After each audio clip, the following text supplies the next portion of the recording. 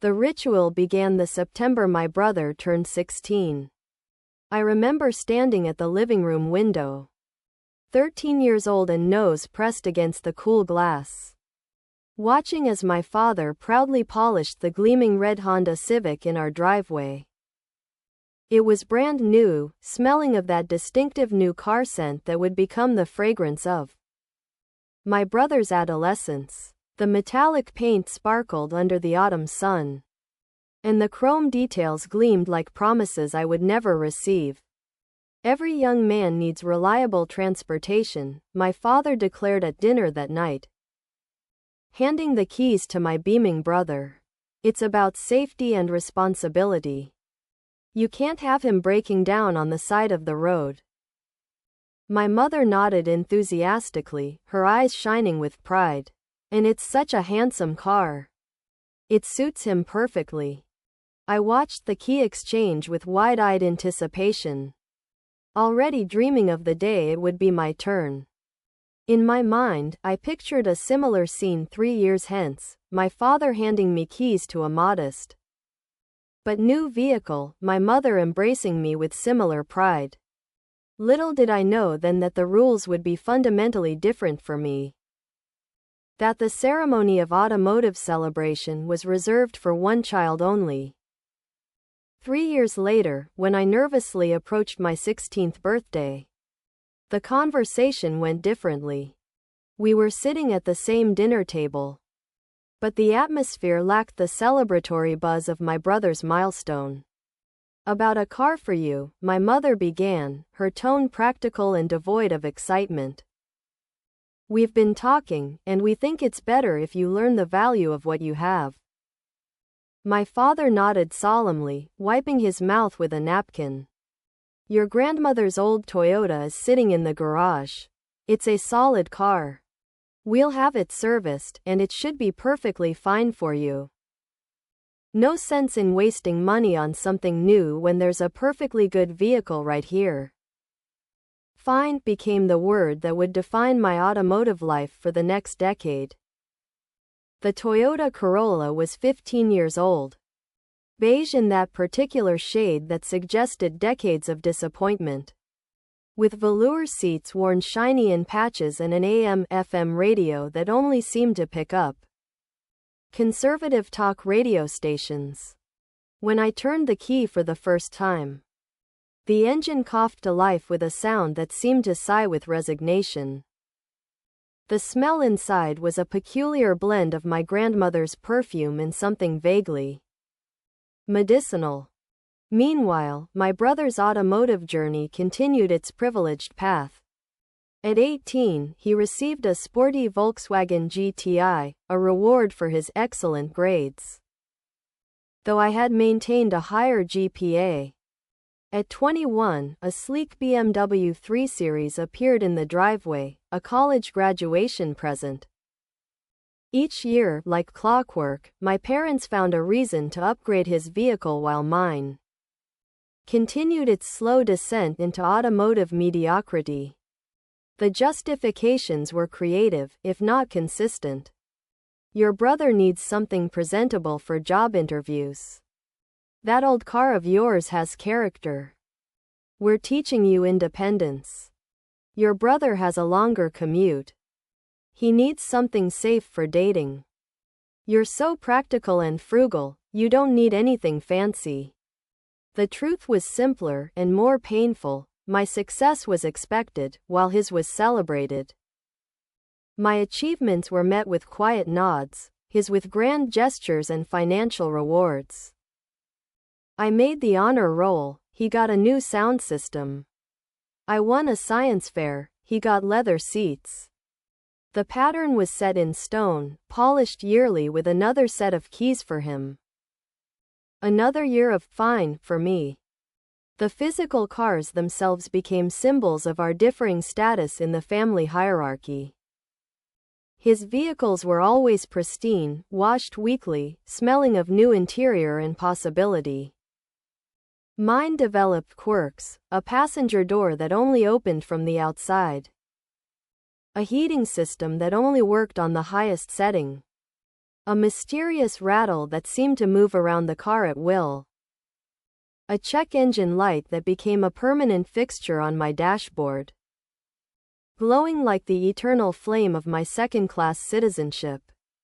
During my sophomore year of college, the transmission began to fail. I limped the car home for Thanksgiving, praying it would survive the 2-hour journey from campus. The grinding noise had become impossible to ignore, and the car shuddered violently every time I changed gears. "Dad," I said after dinner, "the car's making this terrible grinding noise when I shift. I think the transmission is going." He sighed, the sound heavy with inconvenience. "Cars cost money to maintain. That's part of owning a vehicle. You'll need to take it to a mechanic and see what it'll cost to fix."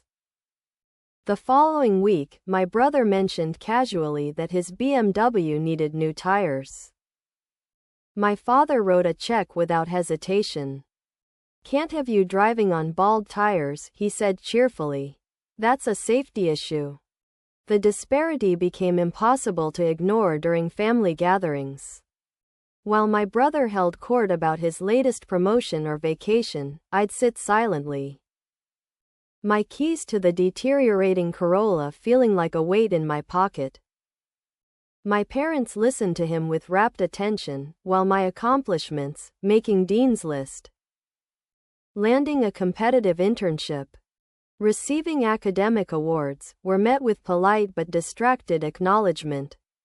"Your brother just closed a major deal at work," my mother would say, as if my academic achievements were cute hobbies rather than stepping stones to a future. The breaking point came during a 4th of July barbecue.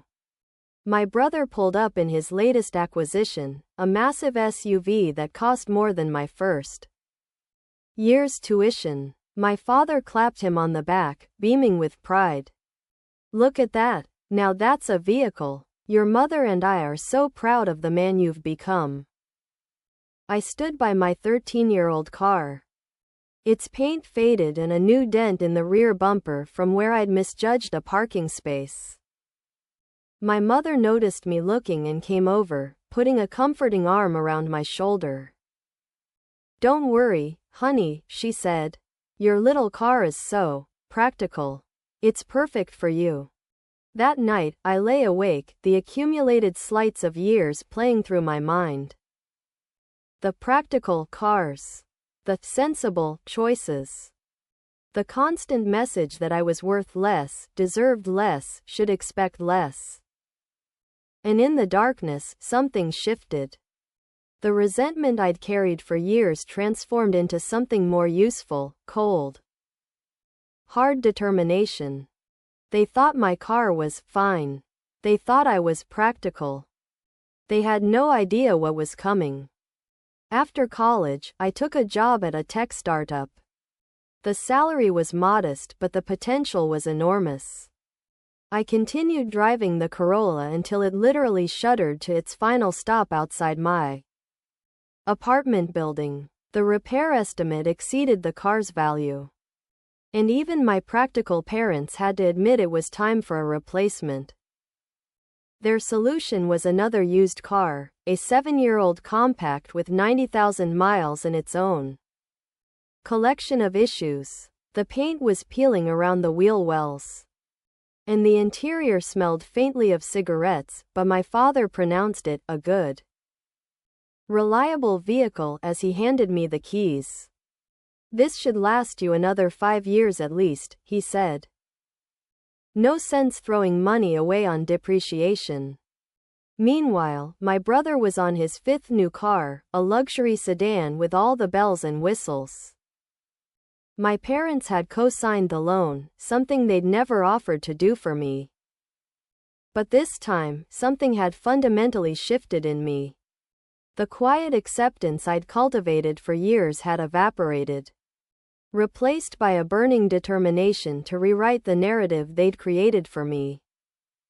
While my brother continued his comfortable trajectory, marriage, house in the suburbs, another new SUV, I poured myself into my work. The startup where I'd begun as a junior developer grew exponentially, and I grew with it. I worked 80-hour weeks, taught myself new programming languages on weekends, and gradually climbed the ladder from junior developer to senior developer to team lead. My financial discipline became legendary among my friends. While they leased new cars and upgraded apartments, I continued living like a student. The old compact eventually developed transmission issues of its own, and I replaced it with another used vehicle, slightly better, but still firmly in the practical category. I drove while my colleagues Ubered. I packed lunches while they ate out. I vacationed locally while they flew to tropical resorts. My parents noticed my success, but their perspective remained unchanged. When I mentioned my promotion to lead developer, my mother said, "That's nice, dear. Your brother just got a new position too, they gave him a company car." The years passed in a blur of code and calculated frugality.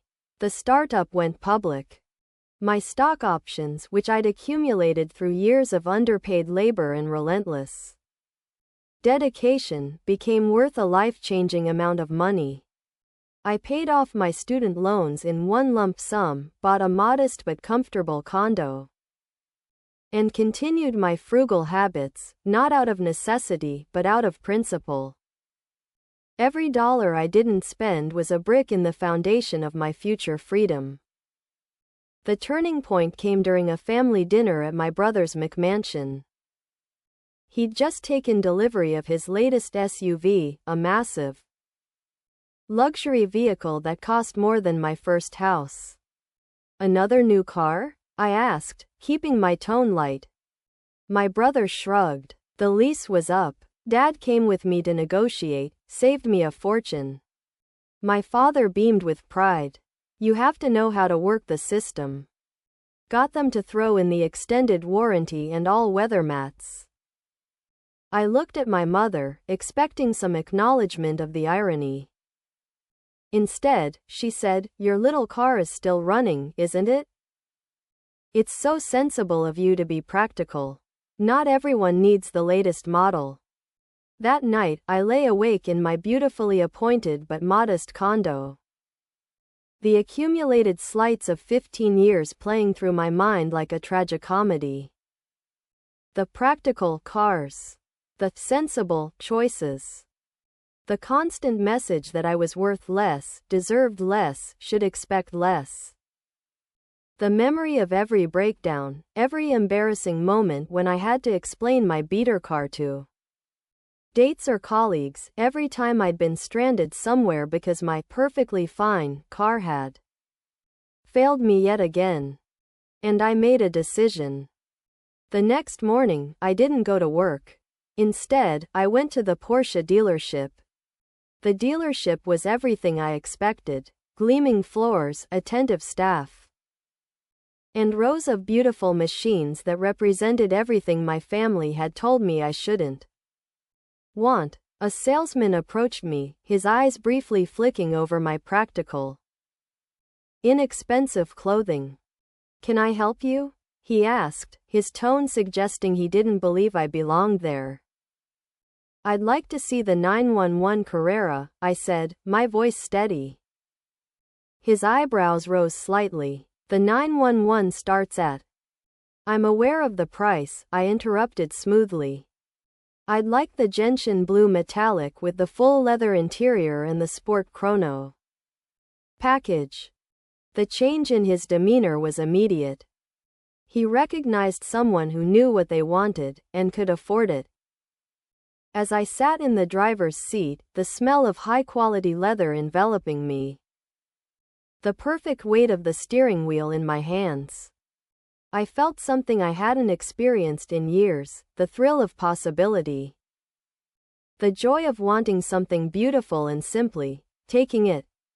The financing manager was visibly surprised when I declined financing and arranged for a wire transfer for the full amount. "Are you sure?" he asked. "With today's rates, you might be better off." I'm sure, I said, signing the final papers with a flourish. Driving away from the dealership. The low rumble of the flat-six engine felt like the sound of shackles breaking. This wasn't just a car, it was a statement.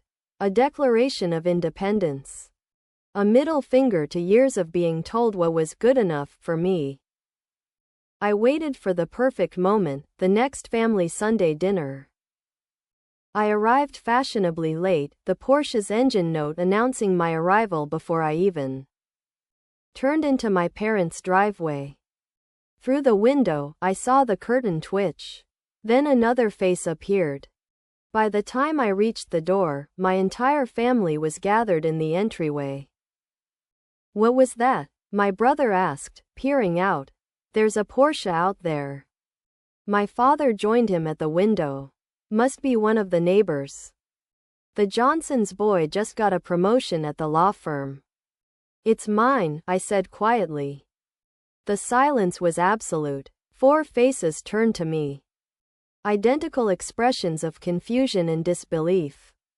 Yours? My mother finally managed. What do you mean? I bought it, I said, placing the keys on the hall table. The Porsche crest gleamed under the light. My father recovered first, his face hardening into disapproval. That's incredibly irresponsible. The insurance alone is quite manageable, I finished smoothly. But how? My brother asked, his voice tinged with something I'd never heard from him before. Something between respect and envy. Did you lease it? Those payments must be. I bought it outright, I said. Cash. The word hung in the air, demolishing decades of assumptions in a single syllable. The room was so quiet I could hear the refrigerator humming in the kitchen. My mother found her voice first. This is about your brother's cars, isn't it?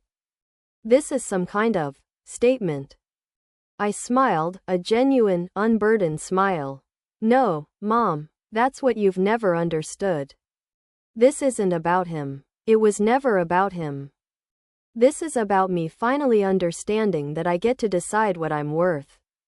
Not you, not Dad. Me. I picked up the keys again, feeling their satisfying weight in my hand. For 15 years, you told me my cars were fine. You told me I was practical. You told me to be happy with what I had while you gave him everything. I gestured toward my brother, who looked like he'd been slapped. Well, today I decided that fine isn't good enough for me anymore. I turned toward the door. Where are you going? My father asked, his voice uncharacteristically small. We're about to eat. I think I'll take my impractical, irresponsible car for a drive, I said. I hear the coastal road is beautiful this time of evening. As I walked back to the Porsche, I didn't feel angry anymore. I felt free. The engine roared to life, a sound that said everything I'd never been able to put into words. In my rearview mirror, I saw them still standing in the doorway, watching the space where my fine car used to be parked. Watching as I drove away from their expectations forever. The sapphire blue paint gleaming in the sunset. Finally understanding that the most powerful statement isn't what you say, it's what you choose to drive. The fallout was immediate and profound. My phone began buzzing before I'd even reached the end of their street. First my mother, then my father, then my brother. I let them all go to voicemail. The silence from my end was more powerful than any argument I could have mounted. When I finally checked the messages hours later, they were exactly what I expected. My mother, voice trembling. How could you be so reckless with your money? After all we taught you about being practical. That car probably cost more than your brother's first house. My father, cold and angry. I hope you understand the financial mistake you've made today. Depreciation on those things is astronomical. You should have consulted me first. My brother, trying for casual but missing by a mile. Hey, so, that's quite a car. Did you get a good deal? Maybe we could go for a drive sometime. I didn't respond to any of them. For the first time in my life, I held all the power in our family dynamic. Their reactions were merely confirmation that I had struck at the very heart of their value system. The following week, I drove the Porsche to work. My colleagues, who had only ever known me as the practical, frugal one, were stunned. But unlike my family, their reactions were purely celebratory. Damn, I knew you were saving for something big, but this is incredible. Wait, you paid cash? You're my new financial hero. About time you treated yourself. You work harder than anyone here. Their genuine happiness for me was both validating and heartbreaking. Strangers understood my achievement better than my own family. The real test came at the next family gathering, a birthday dinner for my father. I arrived in the Porsche, of course, and parked it prominently in the driveway. Through the window, I could see the family assembled around the dining table. And I watched as conversation stopped when they heard me pull up. When I entered, the atmosphere was thick with unspoken questions and judgment. I see you're still driving that thing, my father said by way of greeting. I am, I said cheerfully.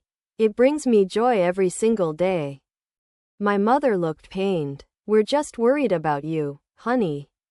That's so much money tied up in a toy. It's not a toy, Mom. It's a precision-engineered machine. And the money isn't tied up, it's invested in my happiness. My brother couldn't contain himself any longer. So how much did it actually cost? If you don't mind me asking. I named a figure that made him choke on his wine. The room went silent again. You could have bought a rental property with that, my father said, his voice tight. Started building real wealth. I have real wealth, I said calmly. I have investments, property, and financial security. The car is what I chose to spend my disposable income on. Just like you've chosen to spend yours on. I gestured vaguely in my brother's direction. His automotive journey. The directness of my statement landed like a bomb. No one in my family had ever openly acknowledged the disparity so bluntly. My brother's face flushed. That's different. I need reliable transportation for my family. And I don't? I asked, raising an eyebrow. Or is it that my need for reliability is worth a 15-year-old Corolla, while yours is worth a new luxury SUV every 3 years? My mother looked back and forth between us, her expression one of genuine confusion. But that's different. You've always been so good with money. We knew you could handle having an older car. The mental gymnastics were astounding. My financial responsibility meant I deserved inferior treatment.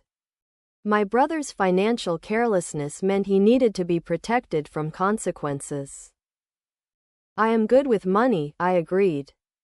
So good that I can afford to buy a Porsche with cash while still being completely financially secure. Doesn't that suggest that maybe, just maybe, I knew what I was doing all those years when I was driving those beaters?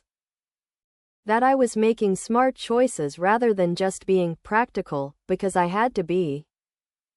No one had an answer for that. The logic was unassailable. As the evening wore on, I watched the dynamics shift in real time. My father, who had always treated me like a financial novice, started asking tentative questions about my investment strategy.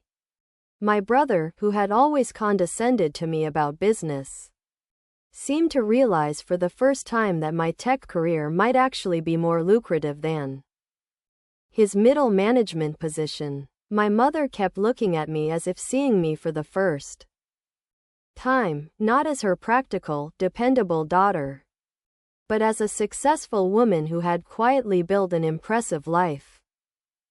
The most telling moment came when we were leaving. My brother approached me in the driveway, his eyes on the Porsche. "Can I see inside?" he asked, his voice uncharacteristically hesitant. "Sure," I said, popping the locks. He slid into the driver's seat, his hands gently touching the steering wheel, the dashboard, the gear shift. The reverence in his touch was something I'd never seen from him before. "This is really nice," he said quietly. "I mean, really nice." "I know," I said. He looked up at me, and in his eyes I saw something I'd been waiting my whole life to see. Respect. Not the patronizing affection he'd always shown me, not the dismissive tolerance, but genuine, earned respect. "How did you do it?" he asked. "Really?" So I told him. I told him about the 80-hour weeks, the sacrificed weekends, the careful investing, the years of driving cars I was ashamed of while I built the life I wanted. I didn't say it with bitterness or triumph, just as simple facts. He listened, really listened, for the first time in our lives. When he got out of the car, he looked at me differently.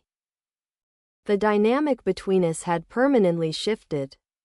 Driving home that night, with the city lights spread out before me and the Porsche humming contentedly beneath me, I realized something profound.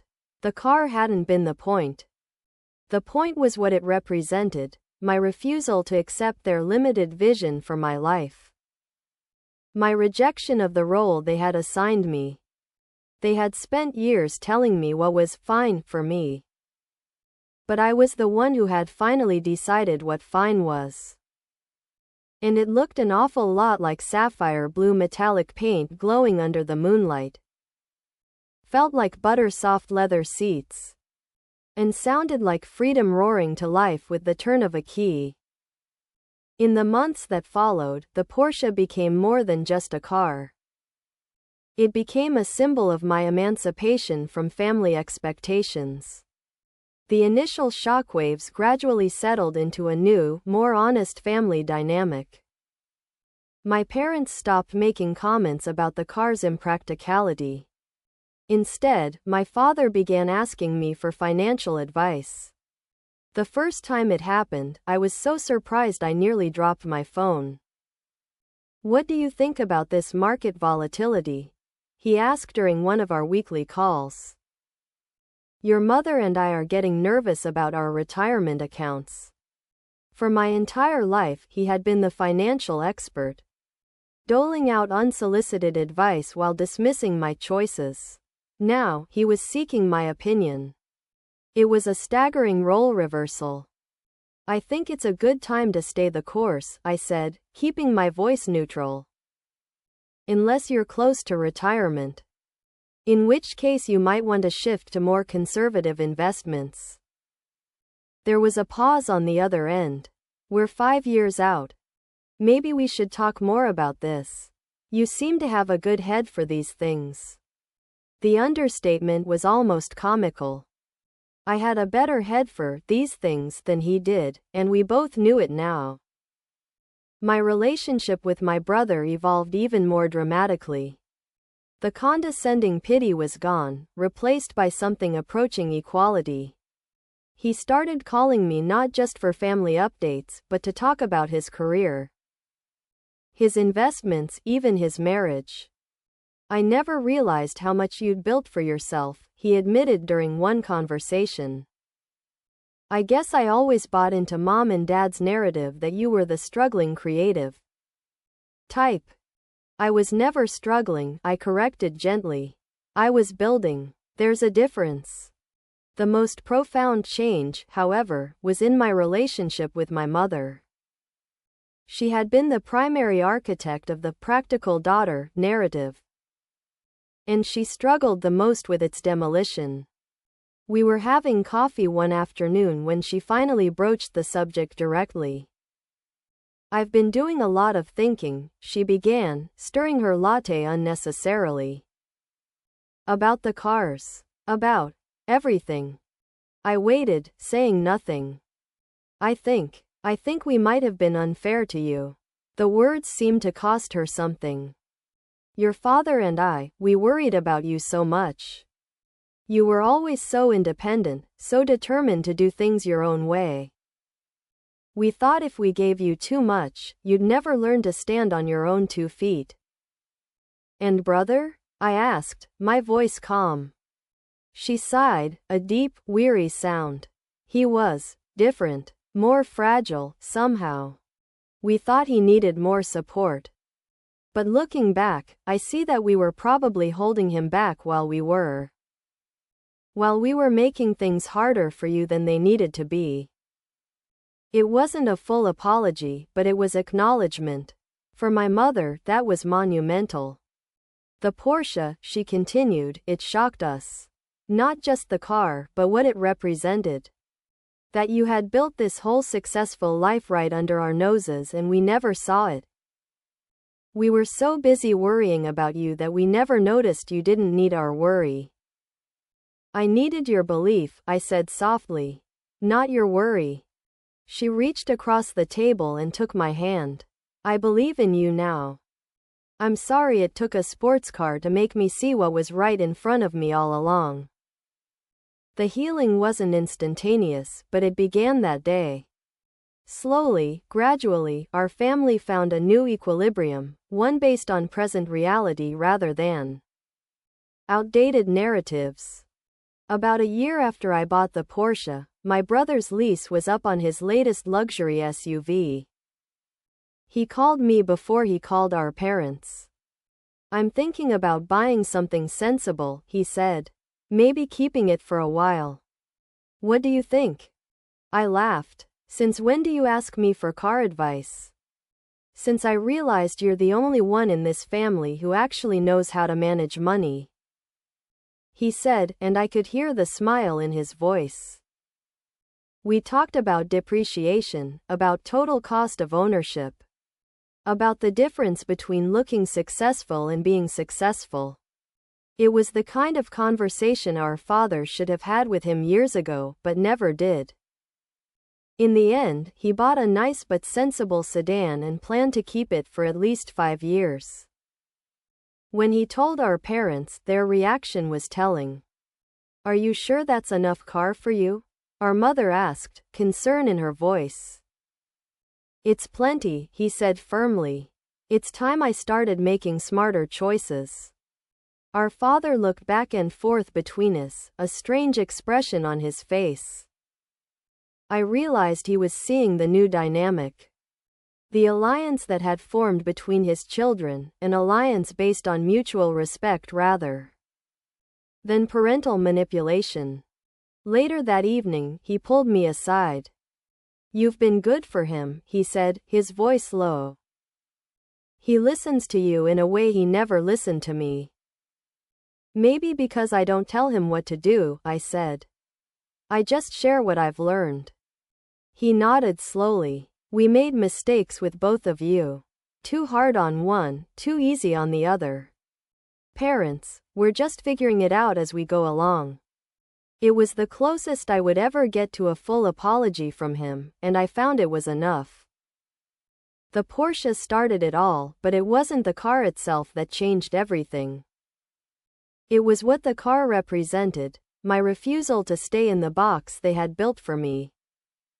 My insistence on defining success on my own terms.